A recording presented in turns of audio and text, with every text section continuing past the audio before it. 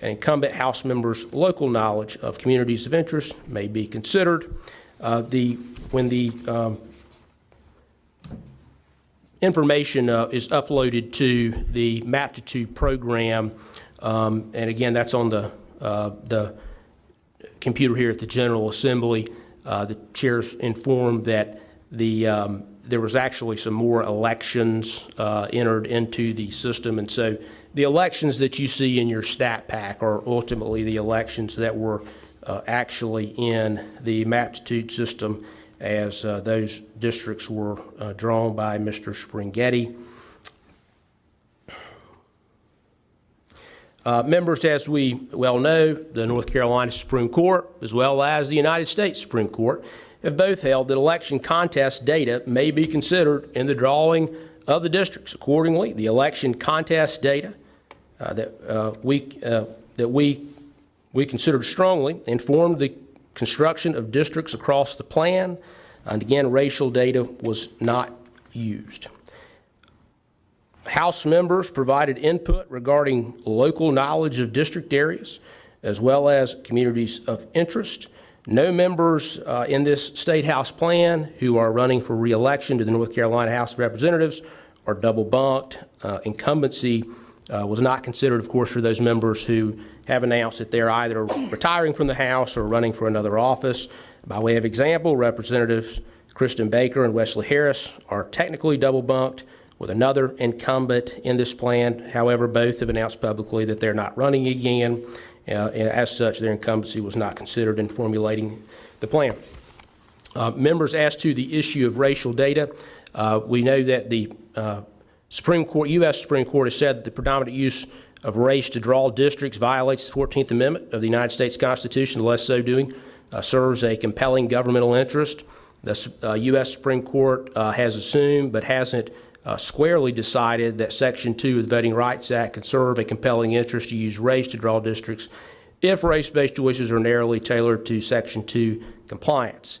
But for the predominant use of race to be justified under Section 2, there must be a strong basis in evidence of the three Jingles conditions, and of course that refers to the Thornburg versus Jingles case from the United States Supreme Court. We are not now in possession of information that would satisfy the conditions as outlined by Jingles. Accordingly, to engage in race-based redistricting would entail a substantial risk of unconstitutional racial gerrymandering.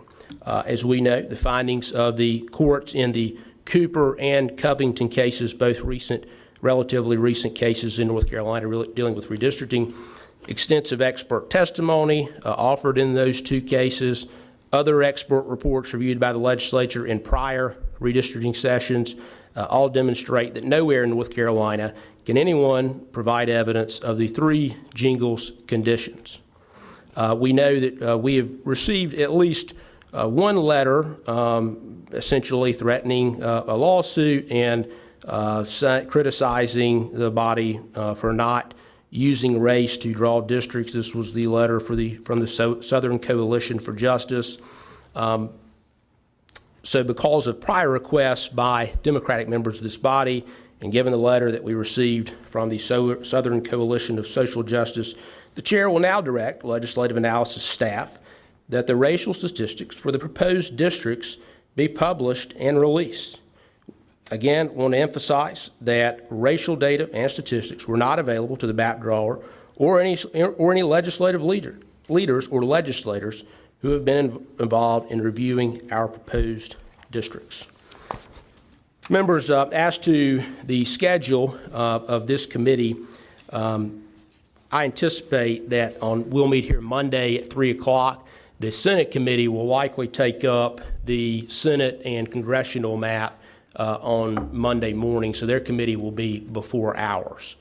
That means if we're going to plan to meet here at 3 o'clock, of course, the plan will be to do just the State House map in here Monday at 3. So if you got amendments, if you get them to me as soon as you can.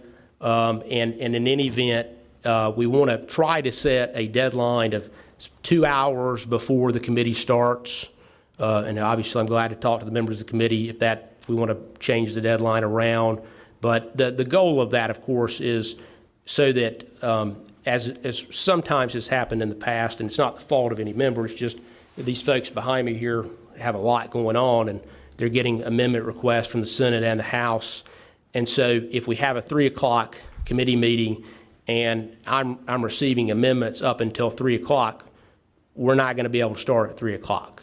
You know, this stuff can get complicated. It takes a lot of time to review those things. So what Chair is going to ask at this point is for the committee's consent to set a 1 p.m. deadline to submit amendments to the committee. Again, that's 2 hours before our committee meets. Obviously, if something comes up and you've got an issue, let me know, and be glad to try to accommodate that. But again, the purpose of that is to try to keep us from being here all evening, Monday evening. And again, the chair intends to take up any amendments put forth by members of this committee. Then after Monday, there will be no floor votes Monday, by the way. Committee will be on Tuesday. This committee will meet again on Tuesday. Chair doesn't know yet whether it's going to be in the morning or the afternoon, but Chair will let the committee know as soon as we possibly can. Chair anticipates taking up the congressional and Senate maps, state Senate maps on Tuesday. And of course, we'll try to do the same method for a 2-hour deadline prior to committee to get proposed amendments in to the committee for them to be considered on Tuesday. Of course, then on Tuesday as well, we will likely vote on the State House plan on the House floor. And on Wednesday, we will likely vote on the Senate and congressional plans that come out of this committee on Wednesday. We will likely also hold Rules Committee meetings for each one of those maps. And so right now, I anticipate probably having a Rules Committee meeting on Tuesday morning, potentially. Same thing on sometime Wednesday before session. And that will be just like any other bill going through rules after those bills come out of this committee. Okay, members, I believe the chair has said all the chair has to inform the committee at this point. So chair will stand for any questions that members may have. Representative Harrison. Thank you, Mr. Chair. You spoke kind of fast, but I think I got notes down here about how you describe the map drawing process. And I'm looking, so specifically related to the criteria that you referenced orally to Mr. Springhetti. I am looking at the 2021 criteria, and it looks to be reasonably similar. The differences, could you correct me if I'm wrong? It looks like with election data, which was prohibited to be considered in the 2021 redraw, you allowed for it to be considered. There is a reference to community consideration, communities of interest. You said that you spoke with individuals to get input, but was that a criteria that Mr. Springhetti used in the drawing? So I think there are several questions there. The first thing I'll say is what the chair will do is just direct some of the staff members, which I'll email out to all the committee members, a copy of the actual document that was sent to Mr. Springhetti so that members have that and can ask those questions, of course, on Monday when we come back. Part of today's meeting, the purpose is to deal with issues like this, to make sure we're all sort of on the same page of the way this process works. And so the chair will have those written instructions sent to committee members. The chair didn't consult any of the 2021 criteria at all in determining what criteria we would use this time around. Of course, we were operating under a faulty legal theory in 21 and 22, and the Supreme Court has subsequently made clear that election data is a traditional redistricting criteria that is properly used in drawing maps. and election data was heavily relied upon in the drawing of these districts. Again, Chair will direct that we send out that criteria to all members. But the Chair wants to be clear, though, that no member of this committee is bound by the criteria that was used to draw the particular map before you today.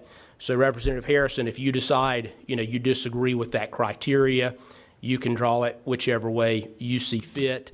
The chairs of the committee gave reasonable consideration to whether we would actually adopt criteria or not, as has been done in the past. As the lady knows, being a long-term member of this committee, in the past we have adopted criteria that all the committee members had to abide by. So the decision was made not to tie the hands of any committee member at all, because some committee members want to use other criteria. The criteria I just laid out, and it's really more so than criteria, it's just the principles that were to be used in drawing the map. Those were the principles that were used in drawing the map before you. So did I answer all of those questions? And the lady continues to be recognized if she wants to be. I'd appreciate it for a series of questions. I appreciate that, Sure. Mr. Chair. Thank you. And I think I'd ask specifically about communities of interest, but I'll wait to see whether it's on that list. Yeah, and I'll go ahead and tell the lady that members came in and here and in Raleigh at the General Assembly and spoke to Mr. Springhetti. I was present for some of those, probably not even most of them. The other chairs would be there at times, and probably there were times when our chairs weren't even there. But members came in and spoke to Mr. Springhetti, and I presume that they told him about what their local communities should look like. Ladies recognized. Thank you. I appreciate that. I think I'll debate the substance more, I guess, on Monday as your preference. But if we're talking about the creation of the maps, I think it's really important to take into consideration the recent Supreme Court case on Milligan, which, and you referenced jingles, and I was just looking at the SCOTUS case here on Milligan, and they referenced jingles, and I have a couple questions about that, but you're saying that the reason why y'all didn't engage in any sort of jingles test is because you weren't presented with the 3 criteria. Did I hear you say that right? Well, I think it's not only that, it's that in prior cases as well in North Carolina, the testimony, the evidence has been that criteria doesn't exist in this state. Nobody has presented it either in the 21 redistricting process, the 2022 process, nor this process. Those things have not been presented. And so to draw using race, of course, risks these maps being found unconstitutional for other reasons. But the chair has directed today that staff publish those statistics so that folks can analyze them and determine if those criteria can be met. But again, thus far, nobody has been able to do that in North Carolina. Lady continues to be recognized. I appreciate that, Mr. Chair. Thank you. So specifically with regard to Stevenson v. Bartlett, and the North Carolina Supreme Court said in Stevenson that to ensure compliance with federal law, legislative districts required by the VRA shall be formed prior to the creation of non-VRA districts. And I wonder if that happened in this case. Again, because those jingle factors are not present, which would be necessary to draw that type of district, no. The maps were drawn without using any data regarding race. And of course, now the chair will be directing that data be inserted by the nonpartisan legislative staff and published. That way, members of this committee and the public can take a look at it and make arguments for why they think they may disagree with the chair. I appreciate that. I don't mean to dominate, but I know that we've had this conversation in previous redistricting cases about the nature of racially polarized voting. I guess you're telling me that there was no racially polarized voting analysis performed prior to this drawing, well, specifically. So the chair didn't direct that be done specifically for this process, but as the chair understands it, that has been done in multiple lawsuits in this state over in recent history, over the course of the last 5 or 10 years. And those studies showed that there was no racially polarized voting in North Carolina. I appreciate that. If I could follow up then. So I haven't a chance to go through all of Milligan. I've gone through some of it, and I will definitely do it by Monday. It does seem that the Supreme Court, the U.S. Supreme Court, can reaffirm that Section 2 requires an intensely local appraisal of the electoral mechanism at issue. And it just seems that that would necessitate considering district-specific racially polarized voting analysis versus any kind of statewide analysis that might have been done before that we had referenced before. So it does seem that Milligan makes it clear that the General Assembly must conduct a sensitive, localized analysis in areas where minority voters could constitute a majority in a reasonably configured district for purposes of compliance with the Voting Rights Act. I'll just state that for the record, I guess, and it doesn't seem that that's happened. And this seems like a really important part of the redistricting process. So I think I'm not sure how these maps are going to comply with the Voting Rights Act if we haven't performed that racially polarized voting analysis that is specific to local areas. So I'll just make that point, and I will go into more detail when we come back on Monday, and I'll hold off my future questions for now and let others speak. Thank you. Thank you, Representative Harrison. We'll obviously continue that debate. Obviously, the chair disagrees about the analysis of the lady, but we'll get further into that debate on Monday. And the chair is going to let members ask all the questions they want to today. But again, the chair would reiterate this is really for information overview purposes. Glad to answer the members' questions if you want to. Chair also is going to give you all the time you want on Monday to discuss these matters as well. Representative Carney, ladies recognized. Thank you, Mr. Chairman. I'm going to ask a few questions following up with your opening comments relevant to the process going forward. We've talked a little bit about what we have not been able to have exposed to some of us and the public. But a couple of questions that have arisen since the maps were released last night. Are there going to be any public hearings with these maps between now and Monday's meetings? Well, there are going to be these committee meetings which are open to the public, and folks can watch online from anywhere in the world that has an internet connection. They can come sit in this committee, but the chair does anticipate having any, in the sense that the lady's asking, are we going to invite folks to sign up and speak? We do have the online portal that will continue to be open, but of course, we've had throughout this cycle of redistricting probably a dozen or more public hearings. The populations haven't changed at all, and so of course it's at this stage, we've had ample public hearings in the opinion of the chair.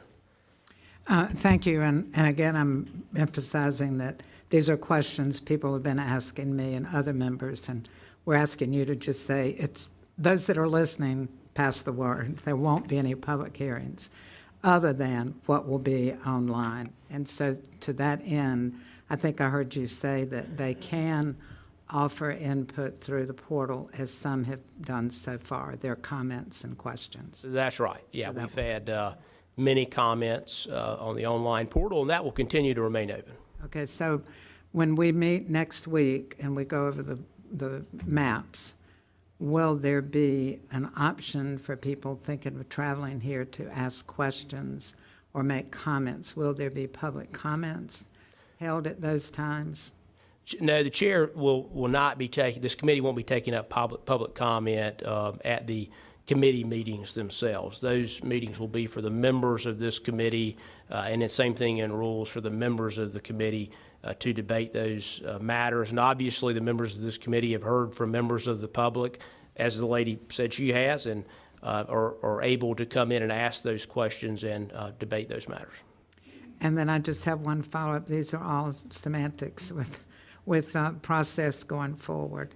And this is one that is, for me too, our budget in there revoked the statute for all materials relevant to redistricting. They're revoked from the public record. And I know in the past with my redistricting committees, everything public record, anything relevant to redistricting was required by law.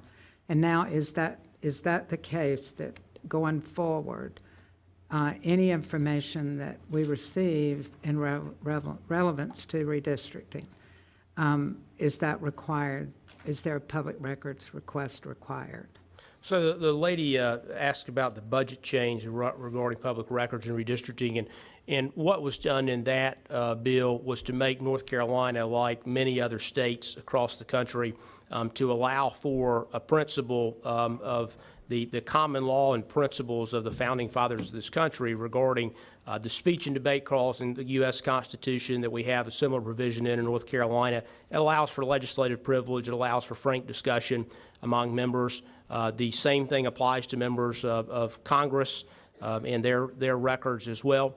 And in the past, that rule was essentially used to inundate members of this body with records request after records request. And so, no, those matters would not be a public record, but obviously, as is always the case in North Carolina redistricting, litigation happens, and entities can make certain discovery requests. It's the opinion of the chair that those matters are privileged if a legislator asserts those things, but that will be for those folks in those lawsuits to decide. Well, thank you for that clarification. And just one more.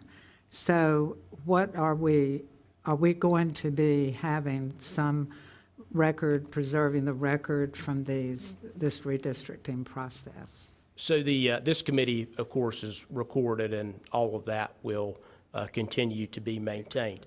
But otherwise, this process is just like any other bill that this body passes.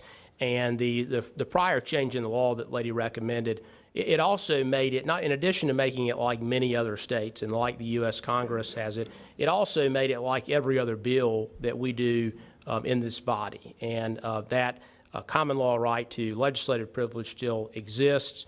And so in terms of keeping the records, this committee, the hearings from this committee are being recorded and will be archived. All of the matters and in terms of the amendments and everything that members put forth, those are obviously going to be in the record of this committee, and members can decide that they'll keep whatever records they desire to keep. Okay, thank you. Representative Hawkins. Thank you, Mr. Chairman. We're here again. And I want to thank my colleagues for those opening questions. I'll try to keep this series of questions short because, as you mentioned, on Monday and subsequent days next week, we're going to engage in sort of further discussion. The first question is for clarification, and you said that racial data will be released online or directly to members?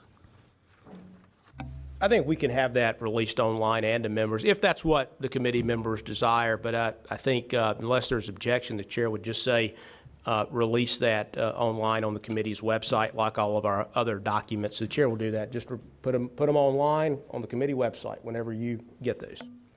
Thank you, Mr. Chairman. This was a follow-up to Representative Harris's question about would the courts, as it relates to the Allen v. Milligan case, will the courts have to engage, or can we proactively incorporate racial data for these maps? Like, would the courts, would we have to go through that entire litigation process to engage with racial data, or can we proactively look at what racial data looks like and how it could potentially impact people of color? Well, I think that case said in places where the VRA might require that type of analysis, of course, that's got to be a part of drawing those districts, at least as we understand the law right now.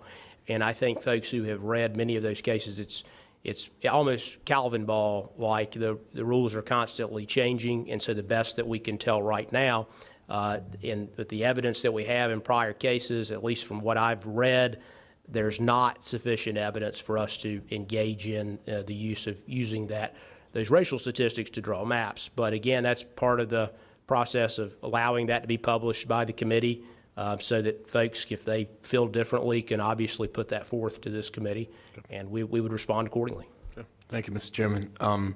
Next question is around criteria, and thank you for the outline of, I don't want to mispronounce his name, Springhetti. Yeah.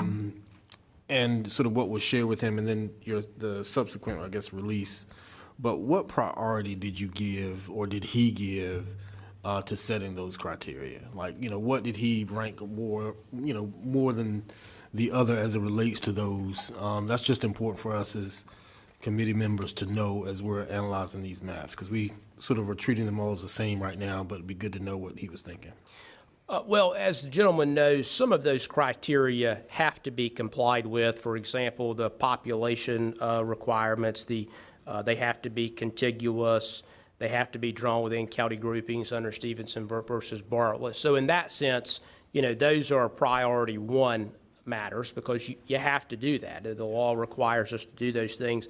And then there are a number of other items in here that deal with compactness, dealing with sort of local issues that members may know about, where a high school is or a fire department and other things. And then there's, of course, the data related to election.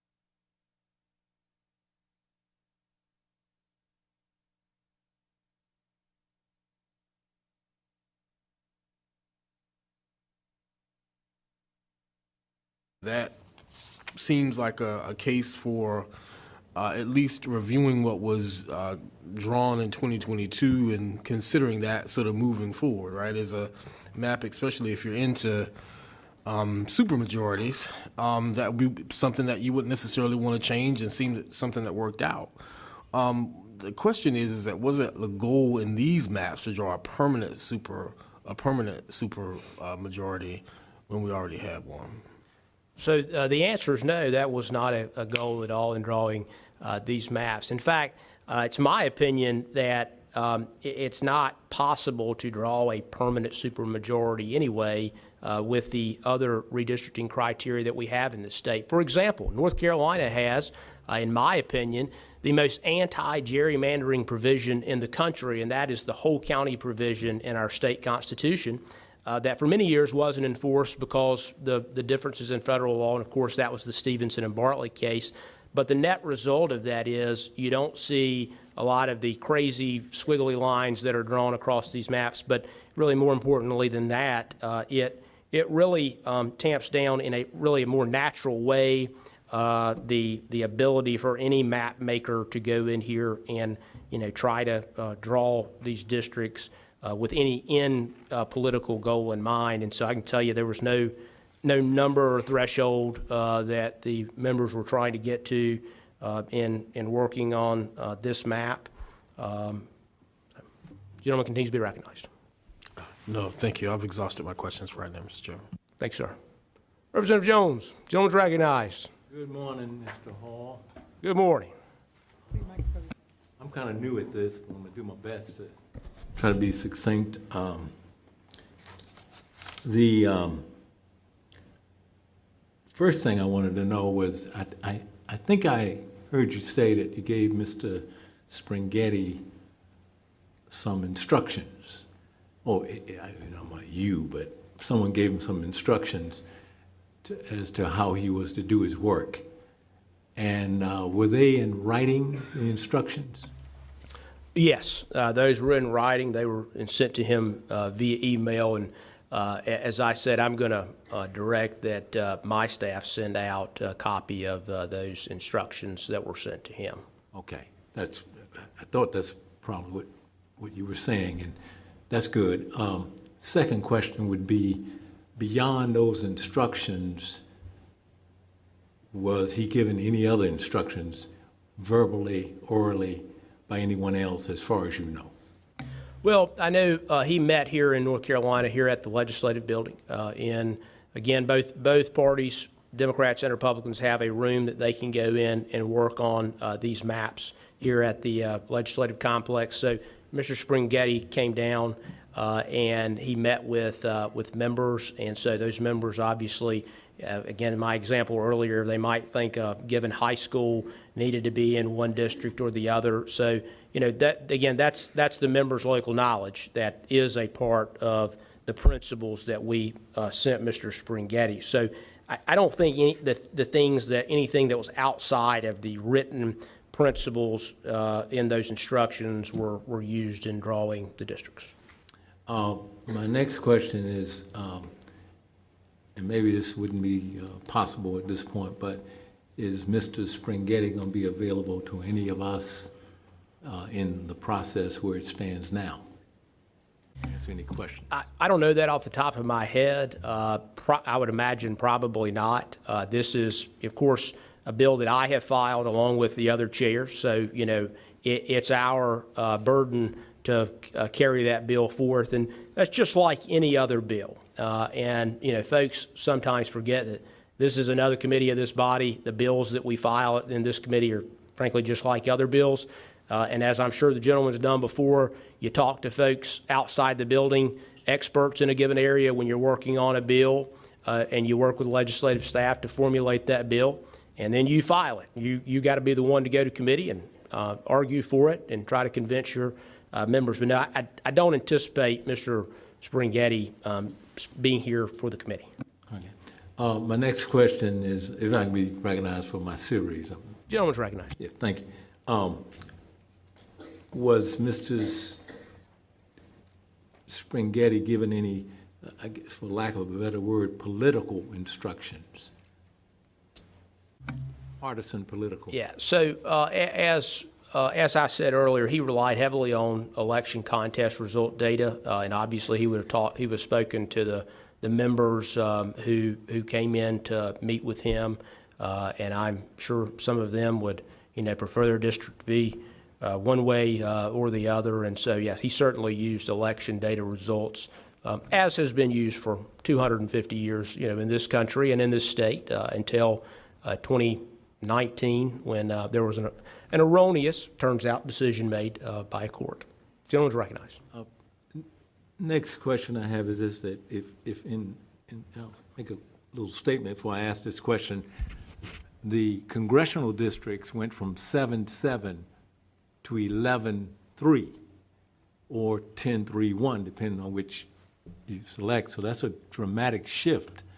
So I was trying to understand, if you're looking at pretty much the same data that was existing when the 7-7 got drawn, how it shifted from 7-7 to 11-3.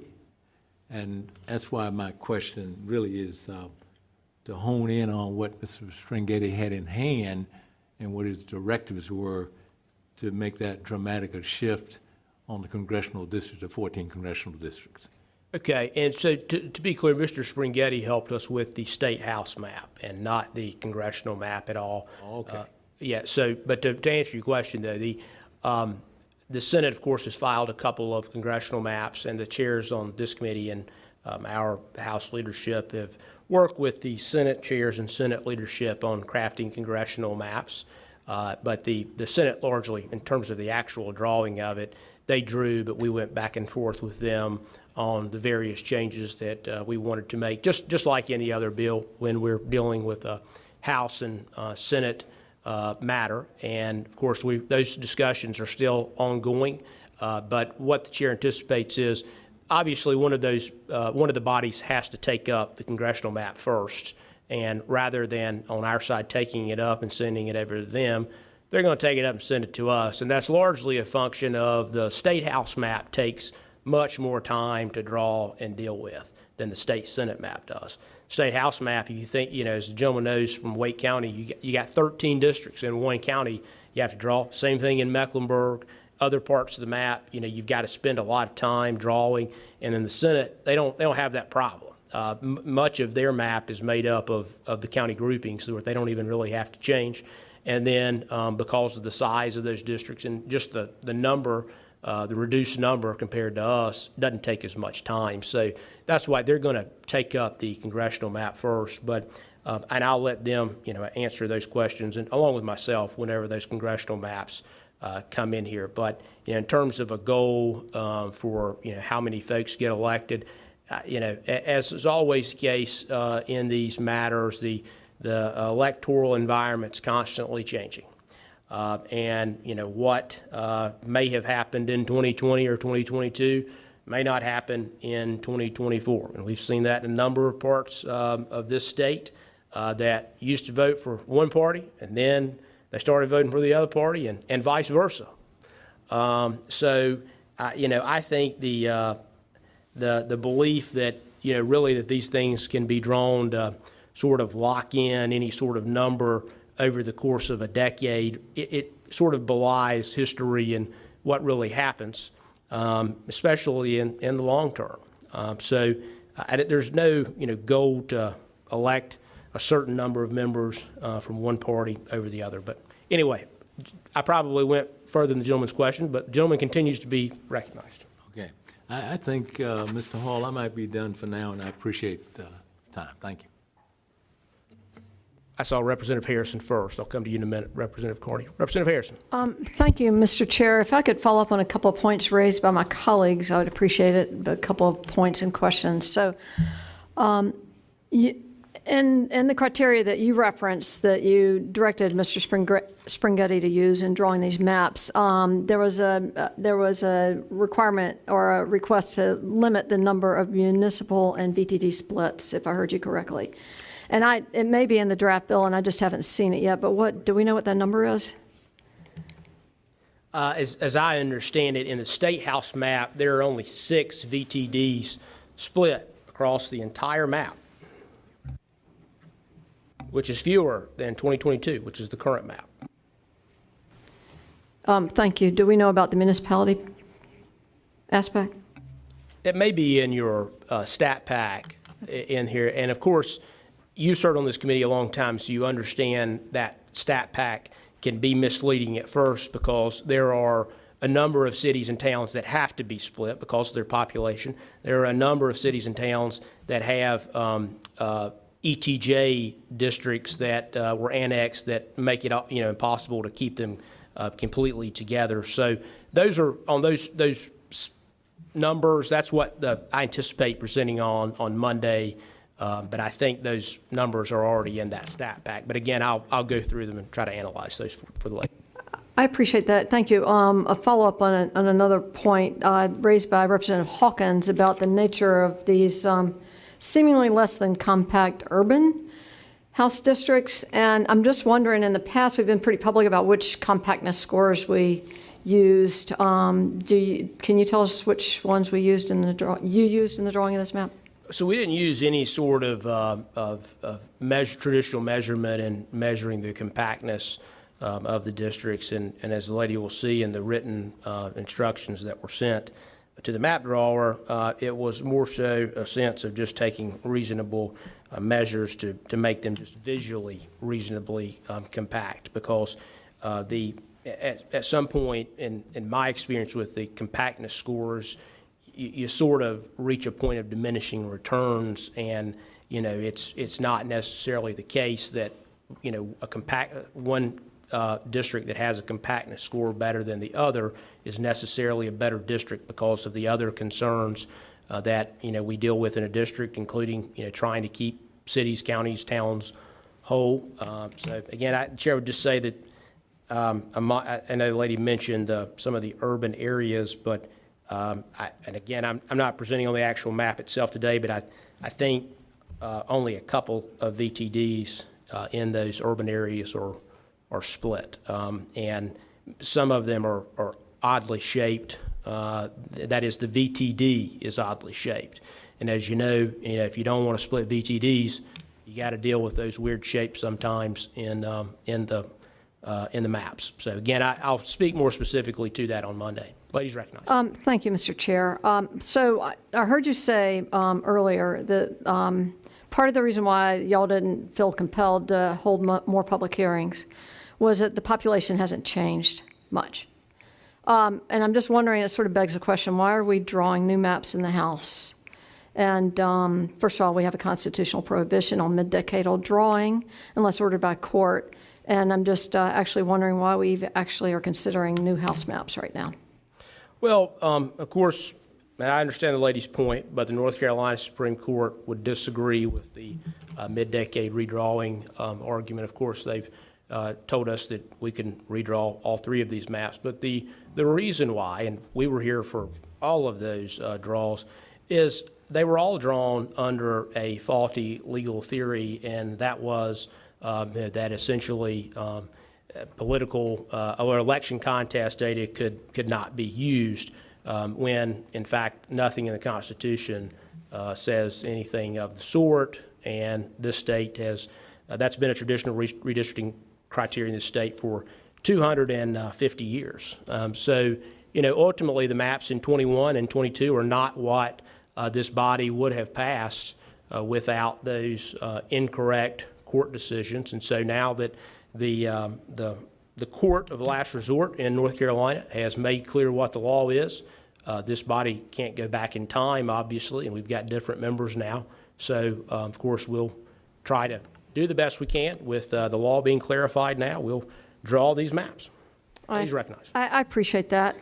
Thank you. I guess we'll agree to disagree on the merits of those state Supreme Court decisions, but I want to pivot back to an issue that Representative Carney raised about transparency and public participation. So all of us received on September 25th a letter from, I think it was 50 groups recommending the more transparent process. I do recall you were very proud of the 2021 transparency, and which actually wasn't Court directed.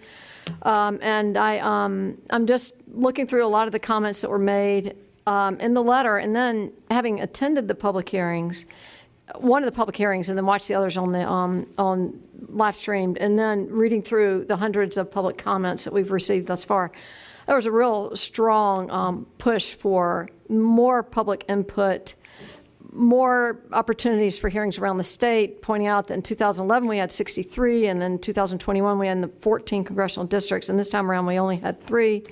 And some areas that weren't particularly accessible, and also during the end of business hour, so a lot of people found it difficult to get there. So I'm frustrated by that lack of ability for public input, but we have had a lot of public input for those who did participate. And I'm just wondering, were y'all able to take into account all that public input when you were drawing these maps? Well, so I guess the lady knows that a lot of public input we had that they couldn't be reconciled. So by way of example, one gentleman on the public comment portal noted that he believed that Democrats were destroying this state and country, and he recommended that the committee gerrymander the hell out of North Carolina, I believe is the direct quote. Others felt that your party was doing great, and that things needed to be done in an opposite way, and certain quotas needed to be drawn. And so obviously there's no way to reconcile all of the public comments. And in fact, many members of the public would note that they believe that it was impossible for members of this body to lose on the maps that were being drawn, and that if that wasn't changed, that they would vote those members out. Things that are not consistent with what we're able to do here, as a committee. We have the whole county provision. So I say that to make the point of, we've heard from probably thousands of people across this state about the way that they wish that this process would be conducted. All of you all on this committee and myself are all elected and accountable to our constituents. And just like any other bill, we don't have this across the state public comment every time we pass one. Now, for redistricting, obviously the hope is it lasts a decade.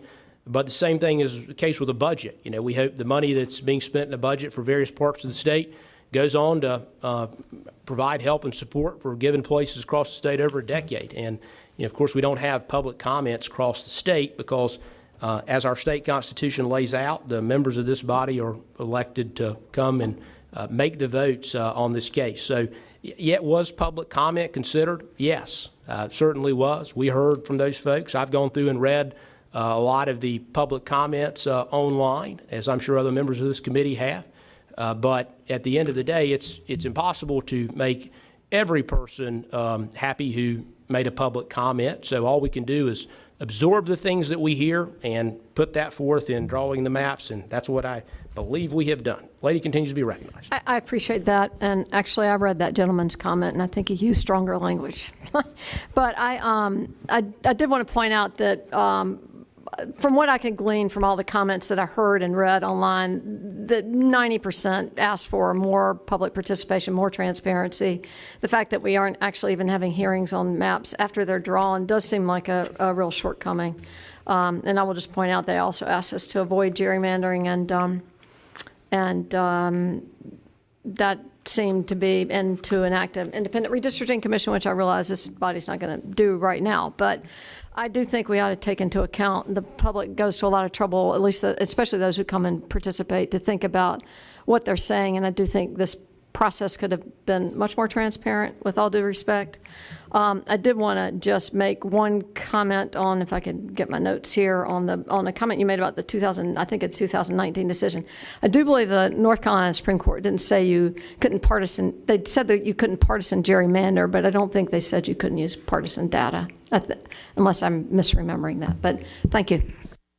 Now, in 2019, of course, that was the 3-judge panel that had issued the written order that directed us to come in and draw the maps on the public terminals. And that, as I recall, that order said that election data could not be used, but I may be misremembering that. Of course, and that's what we continued to operate under as we went into 21. because that was the only ruling we had. Representative Carney. Thank you, Mr. Chairman. I just have another clarifying question, and that is about the congressional maps. Is it my understanding that the Senate presented 2 congressional maps? Is that correct? Yes, 2 were filed in the Senate. Okay, so they will vote, they're going to meet and vote on those Monday. Then they will come to us on Tuesday. I think I heard you say. They will come out, those congressional maps will come to us on Tuesday along with the Senate House. That's right. So And at the Tuesday, Senate. Right. Tuesday, we will do congressional and state Senate in this committee and very likely in rules as well, so long as time allows. Of course, if we run out of room to get rules, maybe we won't, but we'll see. But just plan for rules as well. But yeah, Tuesday, congressional and Senate in this committee. So my clarifying question is, the Senate will vote out one map to send to us. We will not see the other map in committee, just the one map they passed out. And I'm asking that because, well, we're going to be asked to vote on a map for congressional districts, that the Senate had 2 options. They chose one, and they're going to send us theirs. Are we not going to have the opportunity to weigh in and debate both before we decide to vote on one? It's a good question. And so obviously, I can't say for sure what the Senate might do, and whether they would pass one or both. But I anticipate they will pass at least one. And I won't say what I was going to say because we got a budget passed here. Well, I'll say so this. It's all as well that ends well. But to answer your question, though, one will come over. At least one will come over. And of course, whatever it is, we can amend it just like any other bill that they're going to send over. So, yeah, we'll have a chance to debate and speak to whatever map comes over. And, maybe if they passed both of them, who knows if this committee would even take up both of them or either of them for that matter. Maybe we'll do a new one. Who knows? Thank you, Mr. Chairman. We'll stay tuned. Thank you. Members, is there any other discussion or debate? Representative Harrison. I apologize, Mr. Chair, but I forgot to ask. A couple points. So, Mr. Springhetti, y'all hired Mr. Springhetti to help you as a consultant to draw the maps. Did y'all use other consultants? No, not as far as I know. When you say y'all, I mean, I don't know exactly what the Senate may have done. I'll let those Senate members, speak to whatever. But as always the case, we sort of do a separate process from what the Senate does. But the consultant that was used on our side was Mr. Springhetti. And as far as if he spoke to anyone else, like in a literal sense, if he spoke to anybody else, I don't know the answer to that. But I don't believe that he was relying heavily on anyone but himself and the members of this body who he spoke to in drawing those maps. Thank you, and I meant House. Also, you referenced a bunch of elections that you directed Mr. Springhetti to use, and I couldn't write them all down, but I think you said something about and other elections. But are you going to list those elections on the criteria that you're sending out? Yeah, so you're going to get a couple of things. One of them you already have. The stat pack that you have out, those are the elections that were actually in the computer when Maptitude was put on the computer here at the state computer here that Mr. Springhetti used when he was down here making changes to those maps. The other document you're going to receive would be the instructions that we sent to Mr. Springhetti, and it had a number of elections on there. But the difference is, the chair's told, the Maptitude program that was put on the computer here in North Carolina, it had some additional elections on it, I think from 2020 and 2022. I guess it would have to be. But in any event, those elections are in the stat pack. Those additional elections are in the stat pack. And I just note that because in a literal sense, when those maps were being changed here at the legislature, those additional elections were in the system and could be looked at. And I think that was a issue with ISD or somebody in the nonpartisan staff, and as I understand it, they had a difficult time narrowing down the election results that we had instructed. Thank you. Okay, members, if there's no further discussion or debate, at this point, again, the chair would just, to be clear to all members, you've got an opportunity to put forth amendments. You've got an opportunity to put forth entire maps if you wish to do that. There are rooms available. If anybody doesn't know where that room might be, or you don't want to use that room and you want to have another opportunity to draw maps, amendments, or whole maps or otherwise, if you'll let me know, I will do all I can to give you your own room if you desire that. But I want all committee members to have the ability to make amendments and draw maps as they see fit, using whatever method they see fit to use. But again, I would just ask that you attempt to get those amendments in to the chair by 1 p.m. on Monday. We're going to meet at 3 p.m. on Monday. So what that does is gives us a couple of hours ahead of time for staff to get these amendments ready. Every time you have an amendment, there's a new stat pack that they've got to go through, a tremendous amount of documents that they've got to get passed out to the committee. We have to obviously have time to review those and discuss them, and who knows, it may work to the benefit of your amendment if chairs can see it ahead of time. So again, 1 p.m. deadline to send in any amendments or complete alternate maps, I guess, that you would be proposing to this committee. The chair would ask that in an effort to try to help Ms. Churchill, that if you think that you might put forth an amendment, please try to let her know that today. And I understand you're not necessarily maybe ready to tell her exactly what you want, but if you are going to, if you think you might, just let her know so that she can have at least a tally of folks to try to get an idea on the schedule, because what we do in scheduling these committees often is consult with the nonpartisan staff to make sure that they're able to get the job done, do all the things they need to do, because they've got to do this for the Senate as well. So again, third or fourth time, I reiterate, try to, if you think you might do an amendment, please let Erica Churchill know today that you might do an amendment. And then, of course, speak with her about when to send it to her and how.